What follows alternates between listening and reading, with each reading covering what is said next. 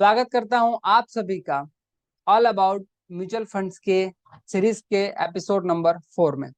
इस वीडियो में आपको ग्रोथ म्यूचुअल फंड्स और डिविडेंड म्यूचुअल फंड्स के बारे में बताएंगे। और पिछले वीडियो में आपको बताया था कि डायरेक्ट म्यूचुअल फंड्स और रेगुलर म्यूचुअल फंड्स के प्लान क्या होते हैं। अगर आपने उस वीडियो को नहीं देखा है तो प्लीज जाकर के उस वीडियो को देखें, लिंक डिस्क्रिप्शन बॉक्स में आपको मिल जाएगा। तो चलिए दोस्तों, शुरू करते हैं।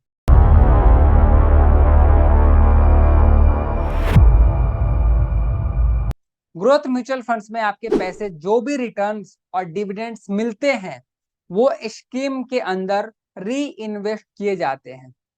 इससे ये माना जाता है कि जो फंड मैनेजर अवेलेबल है उस फंड को रन करने के लिए, वो आपके यानी हमारे और आपके से बेहतर वो पैसे को री इन्वेस्ट करके ग्रो कर सकता है।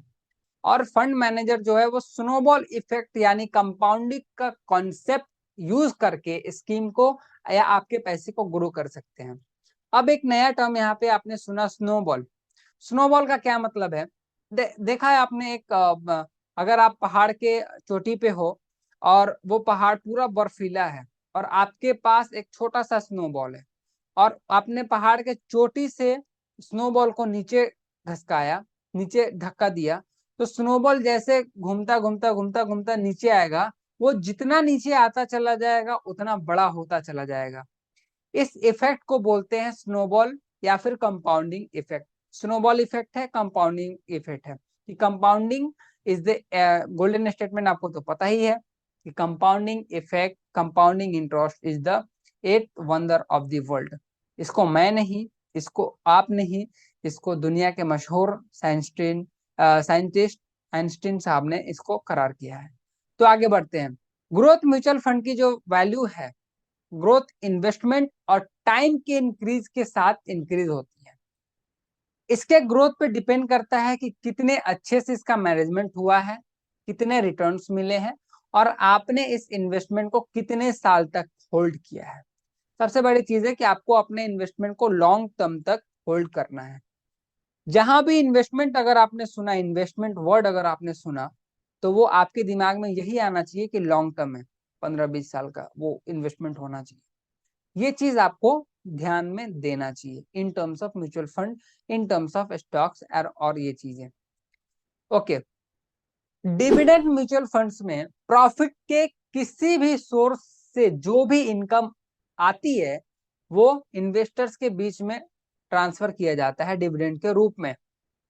इस डिविडेंड से इन्वेस्टर को मिलने वाली अमाउंट जो है वो म्यूचुअल फंड के वैल्यू से डिडक्ट होता है। फॉर एग्जाम्पल, 300 वैल्यू है एक म्यूचुअल फंड का।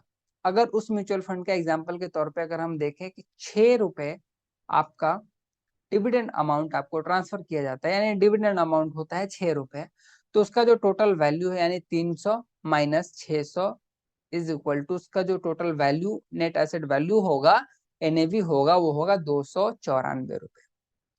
तो इस तरीके से डिविडेंड म्यूचुअल फंड का जो एनएवी है, वो ग्रोथ एनएवी है, नेट एसेट वैल्यू जो है वो ग्रोथ उसका कम होता है, क्योंकि जो प्रॉफिट है वो डिस्ट्रीब्यूट कर दिया जाता है। इससे मिलने वाले पैसे को दोबारा इन्वेस्ट नहीं किया जा सकता है। ओके।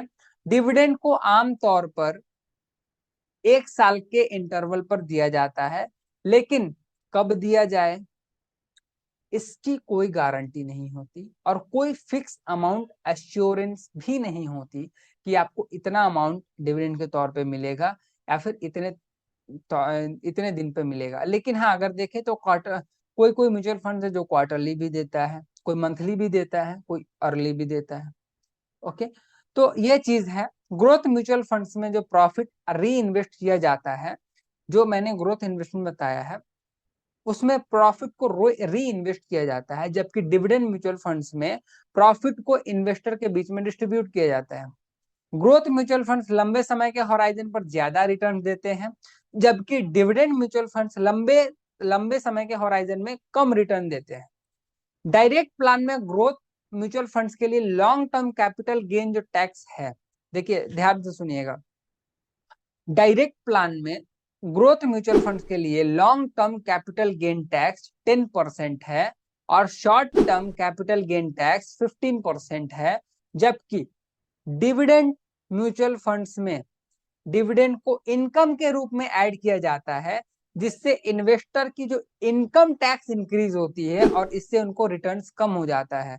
यानी अगर आपका फॉर एग्जांपल अगर आपकी ईयरली इनकम आपकी 4,50,000 रुपए है और 50,000 आपको डिविडेंड के तौर पे होता है, तो आप टैक्स रिजीम के अंदर आ जाते हो। फिर आपको 30% जो भी आपका टैक्स रिजीम के अंदर, टैक्स स्लैब के अंदर आओगे, वो आपको टैक्स देना पड़ेगा।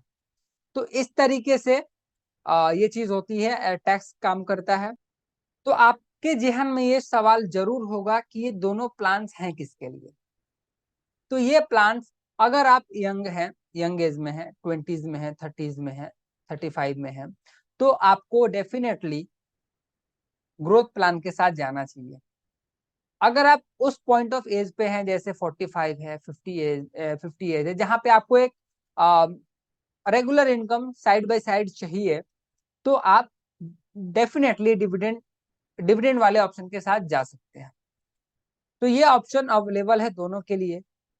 लेकिन हाँ दोस्त, आपको किसी भी प्लान के साथ जाना हो, आपको रिसर्च करना जरूरी होता है कि कौन सा प्लान। देखो, यही मैं बोलता हूँ, हमेशा बोलता हूँ कि जो आपको यूज करना है, जो चीज में आपको इन्वेस्टमेंट करना है, वो डिपेंड करता है आपके प्रोफाइल पे, रिस्क एपेटाइट पे, आपके फाइनेंशियल गोल्स पे, आपके प्रॉब्लम स्टेटमेंट पे। आप किस वजह से इन्वेस्ट कर रहे हो, ये बहुत डिपेंड करता है कि आप कौन से फंड को चूज करोगे। और मैं हमेशा बोलता हूँ, चौथे वीडियो में भी बोल रहा हूँ, कि आपको रिसर्च करना बहुत जरूरी है। चाहे आप ग्रोथ में जाओ, चाहे आप डिविडेंड में जाओ, चाहे आप डायरेक्ट प्लान में जाओ, चाहे आप रेगुलर प्लान में जाओ, कोई सा भी प्लान में जाओ, आपको रिसर्च करना है। रिसर्च कैसे कर सकते हैं आप, इसका मैं आगे आने वाली वीडियोस में आपको जानकारी दूंगा।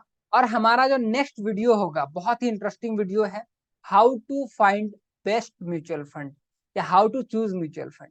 इस टॉपिक पे मैं वीडियो बनाऊंगा, और उस वीडियो को देखने के लिए आपको चैनल को सब्सक्राइब करके बेल आइकन को दबाना जरूरी है, क्योंकि अगर मैं वीडियो डालूं तो आपको नोटिफिकेशन मिले। और आपको ये वीडियो कैसा लगा, इसको कमेंट बॉक्स में प्लीज बताएं, और इस वीडियो को लाइक जरूर करें, और अपने नियर डियर वन के साथ जरूर शेयर करें। अगर आपने ये किसी को भी वीडियो शेयर किया, तो आपके नजर में आपका जो रिस्पेक्ट है वो बढ़ जाएगा। क्यों बढ़ जाएगा? क्योंकि उसके मन में ये आएगा कि भाई ये बंदा चाहता है कि मैं ग्रो करूं, मैं अपने लाइफ में स्टेबल हो जाऊं। तो अगर आप चाहते हो कि आपके जो नियर वन है, डियर वन है, वो ग्रो करें, तो इस तरीके की फाइनेंशियल नॉलेज उनके साथ शेयर करिए। मैं आपसे रिक्वेस्ट करता हूँ कि इस वीडियो को जरूर शेयर करिए, और आने वाले वीडियो में मिलते हैं। तब तक के लिए इस वीडियो में लास्ट तक बने रहने के लिए आपका तहे दिल से बहुत बहुत शुक्रिया।